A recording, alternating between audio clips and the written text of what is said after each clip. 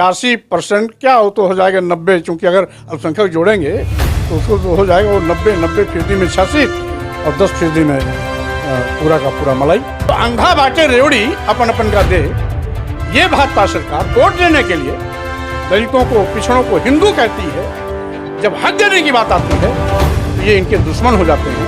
अनुसूचित जाति और अनुसूचित जनजाति का जातिवार गणना अभी भी होती है, जिसमें 71 केवल एक वर्ग विशेष के हैं। माननीय मुख्यमंत्री जी के उन पर विशेष कृपा है। समुचित हिस्सेदारी, समानुपातिक बजट का बंटवारा आसान हो जाएगा, इसलिए जातिवार गणना होनी चाहिए। इत्तेफाक से हैं तो डिप्टी सीएम, लेकिन लोग उनको स्टूल वाले डिप्टी सीएम के रूप में जानते हैं। यानी छुट्टा जानवरों का कहर इस हद तक है कि आज किसान अपनी किस्मत पर रो रहा है। जीएसटी लघु एवं मध्यम वर्ग के व्यापारियों के शोषण का माध्यम बन गई है। यानी सरकारी विभाग अगर प्राइवेट हाथों में जा रहे हैं तो इसका मतलब नौजवानों को भविष्य में भी सरकारी नौकरियों से हाथ धोने के लिए मजबूर होना पड़ रहा है। पिछड़ों के बीच में थे, अपना पिंड छुड़ाने के लिए बोल तो गए, बाद में आकाओं की डांट पड़ी, बैकफुट पे आ गए। हम केवल पिछड़ी जात की बात नहीं कर रहे, वो सवर्णों की भी जातवार गणना करा लें, पिछड़ों की भी करा लें, अल्पसंख्यकों की भी करा लें। भाजपा या कांग्रेस जब जब सत्ता में आती है, इनको साफ सूंघ जाता है 2024 का लोकसभा चुनाव बीजेपी की विदाई का चुनाव है। नमस्ते, मेरा नाम आनंद है। आप देख रहे हैं द बहुजन एक्सप्रेस। इसमें मैं लखनऊ में मौजूद हूँ। मेरे साथ इस समय जातिगत जनगणना पर बातचीत करने के लिए यूपी की कई सरकारों में कैबिनेट मंत्री रहे, इसमें एमएलसी हैं और समाजवादी पार्टी के दिग्गज नेता स्वामी प्रसाद मौर्य जी मौजूद हैं। इनसे जातिगत जनगणना को लेकर के बातचीत की जाएगी। मैं बता दूं कि जातिगत जनगणना बिहार में शुरू हो चुकी है। बिहार के लेलिन के नाम से जाने वाले जगदेव प्रसाद जी कहते थे कि 100 में 90 शोषित हैं, शोषितों ने ललकारा है, धन धरती और राजपाट में 90 भाग हमारा है। उसी बिहार से जातिगत जनगणना को लेकर के आरजेडी और जो जेडीयू के गठबंधन की सरकार है उसने पहल कर दी है। एक पहले चरण की जनगणना हो गई है, दूसरे की बाकी है। जून में रिपोर्ट आएगा, लेकिन यूपी में क्या प्रभाव पड़ेगा, यूपी में किस तरह से मांग हो रही है, उसको लेकर बातचीत करेंगे। सर, सबसे पहले आपका स्वागत है। बहुत बहुत धन्यवाद। विधानसभा का सत्र चल रहा था, अखिलेश जी के हाथ में जो तख्ती थी उसने सभी का ध्यान अपनी ओर खींचा कि किस तरह से जातीय जनगणना को लेकर के समाजवादी पार्टी के मुखिया मुखर तौर पे आगे आके बोल रहे हैं। क्या लगता है कि सरकार कब सुनेगी और यूपी में पहल कब होगी? देखिए, जातिवार जनगणना इसलिए भी आवश्यक है क्योंकि जातिवार जनगणना पहले होती थी। 1871 में ब्रिटिश हुकूमत के दौरान जातिवार जनगणना प्रारंभ कराई गई। 1931 तक लगातार जातिवार जनगणना होती रही। 1931 के बाद जातिवार जनगणना सरकारों ने बंद करा दी। यहाँ तक कि देश की आज़ादी के बाद भी जातिवार जनगणना हमारी निर्वाचित सरकारों ने नहीं किया। यद्यपि जब कांग्रेस में विपक्ष में थी, जैसे अभी हाल में 2018 में कांग्रेस के नेताओं ने पार्लियामेंट के अंदर मांग की थी कि जातिवार गणना होनी चाहिए। भाजपा भी जब विपक्ष में थी तो इसके एक दिग्गज नेता थे गोपीनाथ मुंडे जी। उन्होंने 2010 में पार्लियामेंट में जातिवार जनगणना की बात की मांग की थी और ये कहा था कि अगर 2011 में जातिवार गणना नहीं होती है तो पिछड़ी जातियां अपने अधिकार को पाने में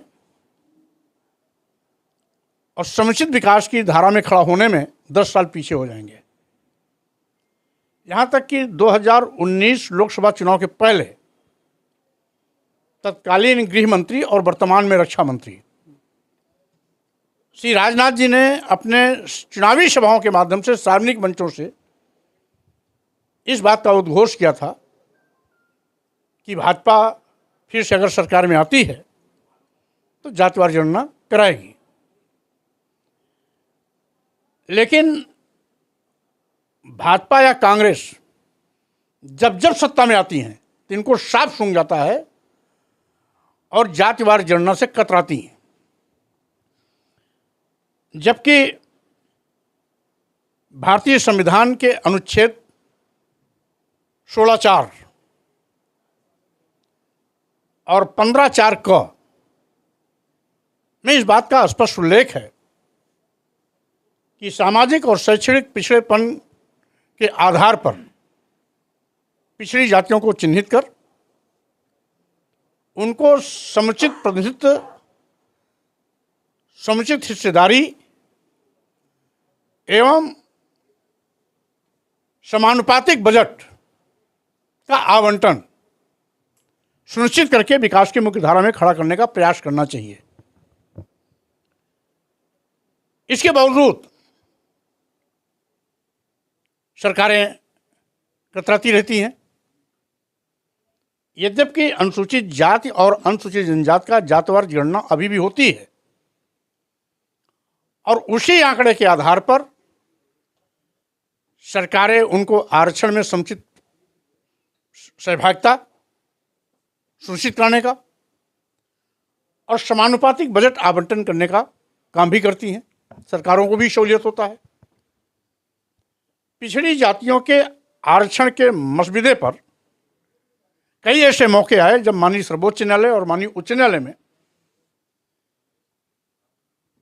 इस प्रकरण पर जातिवार आंकड़ा का ब्यौरा मांगा गया,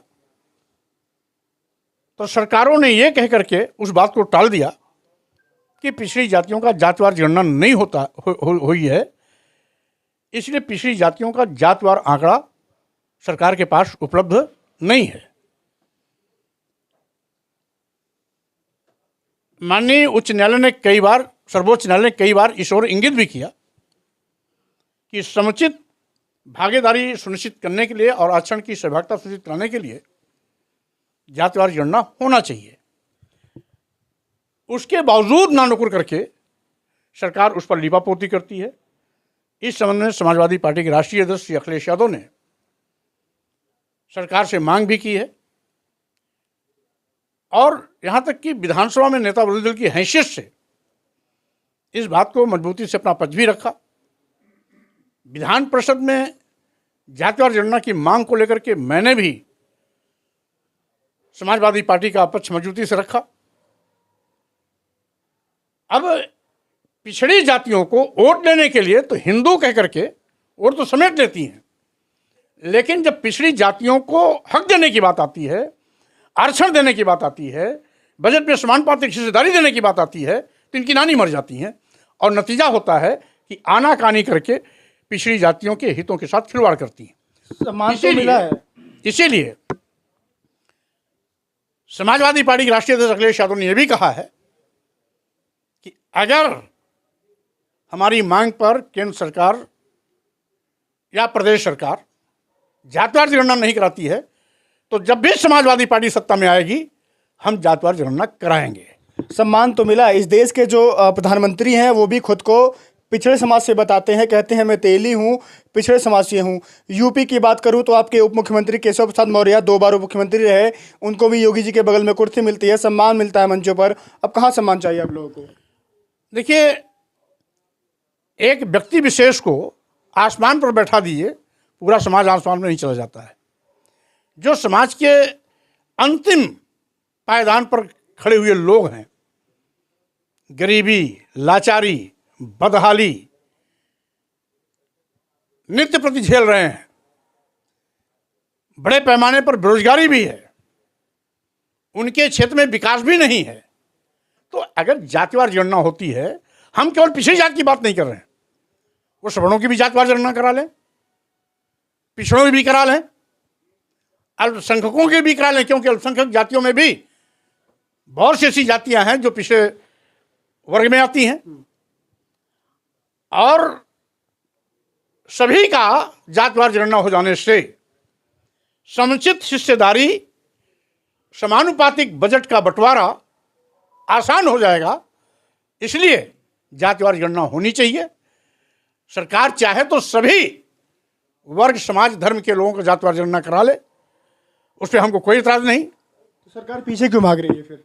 इसलिए कि उनको इस बात का डर है और भय है कि जब बीपी मंडल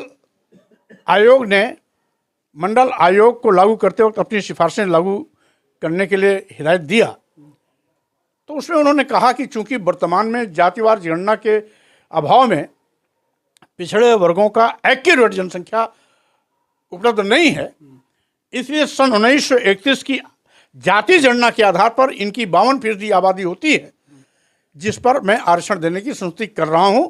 लेकिन सरकारों को, यानी बीपी मंडल ने भी इस बात को इंगित किया था कि सरकारों को चाहिए कि पिछड़े वर्गों का समुचित हित सुरक्षित किया जा सके, समानुपातिक भागीदारी सुनिश्चित हो सके, बजट में भी अनुपात, आबादी के अनुपात में आवंटन हो सके, इसलिए जातिवार गणना कराना आवश्यक है।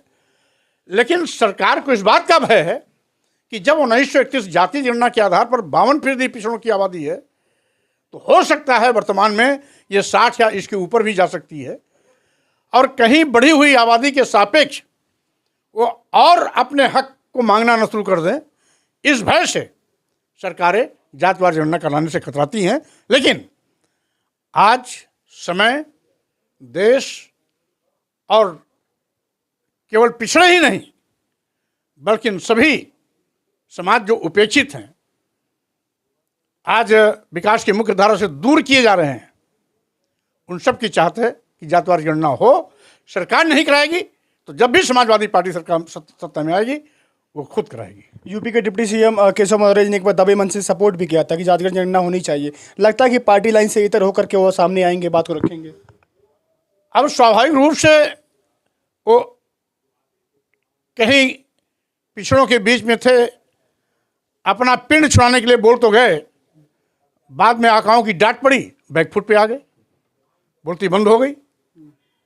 तो जो गुलाम मानसिकता के लोग हैं वो कभी भी अपने स्वार्थ के अलावा दूसरों के हितों को के लिए लड़ नहीं सकते हैं। इसीलिए डिप्टी सीएम केशव प्रसाद मौर्य जी भी इत्तेफाक से हैं तो डिप्टी सीएम, लेकिन लोग उनको स्टूल वाले डिप्टी सीएम के रूप में जानते हैं कि जो डिप्टी सीएम मंत्रिमंडल अपने मुख्यमंत्री की बैठक में, अधिकारियों की बैठक में, जहां सभी अधिकारी कुर्सी पर बैठे हों, मुख्यमंत्री कुर्सी पर बैठे हों, मुख्यमंत्री के सचिव लोग कुर्सी पर बैठे हों, वहां डिप्टी सीएम केशव प्रसाद मौर्य अपने हाथ से स्टूल उठा करके स्टूल पर बैठते हैं, तो स्वाभाविक रूप से तरस आता है कि डिप्टी सीएम होने के बावजूद भी आज उनके साथ भी वही बदसलूकी की जाती है जो आम बैकवर्डों के साथ किया जाता है। 24 के चुनाव में कितना बड़ा मुद्दा बनेगा जातिगत जनगणना? आज एक नहीं अनेक मुद्दे हैं। जातिवार जनगणना भी मुद्दा है, अनुसूचित जात, अनुसूचित जनजाति और पिछड़े वर्गों के आरक्षण को बिल्कुल खत्म कर दिया जा रहा है। अभी गोरखपुर विश्वविद्यालय में लगभग 117 professor, reader, associate professor, assistant professor के पदों पर नियुक्ति हुई, जिसमें 71 केवल एक वर्ग विशेष के हैं।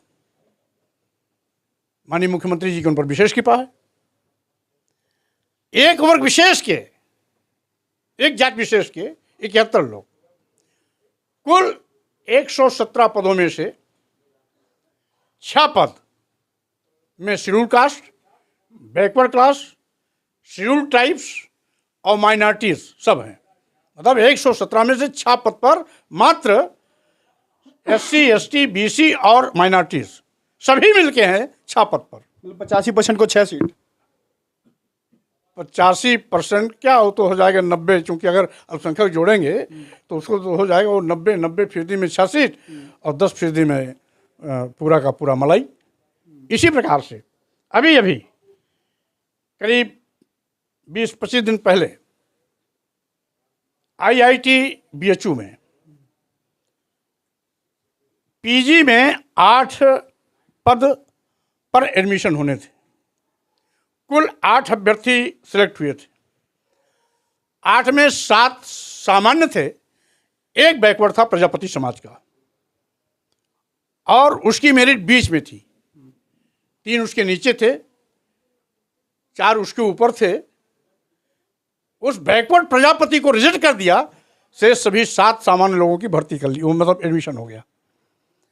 यही नहीं, अभी दरोगा की भर्ती हुई, पूरी की पूरी वो उत्तर प्रदेश सरकार ऐसी संस्था को भर्ती का काम दिया जहां मध्य प्रदेश की भाजपा सरकार और उत्तराखंड की भाजपा सरकार उसको ब्लैकलिस्टेड कर चुकी है। यानी दो दो भाजपा सरकारें, मध्य प्रदेश और उत्तराखंड की सरकारें उसको ब्लैक लिस्टेड कर चुकी है। उस ब्लैक लिस्टेड संस्था को भर्ती का पूरा ठेका दिया। 100 FIR से ज़्यादा अब तक हो चुकी हैं, 300 लोग गिरफ्तार हो गए हैं।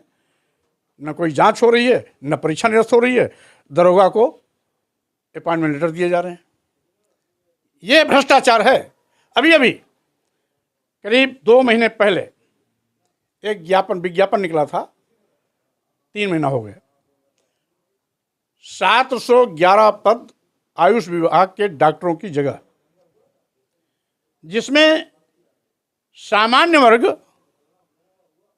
और EWS, वो भी जो सामान्य के वर्ग के पिछड़े हुए हैं, इनको मिला के 81.5% सीट पर उस डॉक्टरों की भर्ती में लोकसभा आयोग में जो प्रतिवेदन भेजा गया, 81.5% सीटें इनको मिल रही हैं। और 18.5% सीटों में समस्त schedule caste, schedule tribes, backward class सभी शामिल हैं। तो अंधा बाटे रेवड़ी अपन अपन का दे, ये भाजपा सरकार वोट लेने के लिए दलितों को, पिछड़ों को हिंदू कहती है। जब हक देने की बात आती है तो ये इनके दुश्मन हो जाते हैं। और यही कारण है कि भारतीय संविधान द्वारा दिया गया आरक्षण, जिसके माध्यम से शेड्यूल कास्ट, शेड्यूल ट्राइब्स और बैकवर्ड क्लास के लोगों को सरकारी नौकरियों में उनको आरक्षण दिया जाता है, उसको पूरा का पूरा अजगर की तरह भाजपा सरकार निगल रही है। तो स्वाभाविक रूप से आज जातिवार जनगणना, जहां एक महत्वपूर्ण हमारी मांग है, वहीं पर देश में महंगाई चरम पर है, नौजवान बेरोजगारी की त्रासदी झेल रहा है, सरकारी संस्थाएं, सरकारी विभाग निजी हाथों में, अपने चहेते उद्योगपतियों के हाथों में अरबों खरबों की संपत्ति कौड़ियों के भाव बेची जा रही है। यानी सरकारी विभाग अगर प्राइवेट हाथों में जा रहे हैं तो इसका मतलब नौजवानों को भविष्य में भी सरकारी नौकरियों से हाथ धोने के लिए मजबूर होना पड़ रहा है। GST लघु एवं मध्यम वर्ग के व्यापारियों के शोषण का माध्यम बन गई है।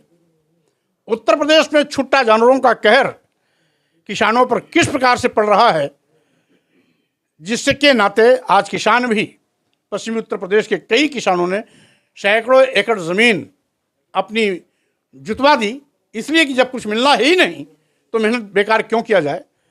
यानी छुट्टा जानवरों का कहर इस हद तक है कि आज किसान अपनी किस्मत पर रो रहा है। देने के लिए, कहने के लिए कि माननीय प्रधानमंत्री किसान सम्मान निधि दे रहे हैं, कितना देते हैं? महीने में 6,000, साल में 6,000, और उसके एवज में छुट्टा जानवर किसानों की फसल कितना चल रहे हैं?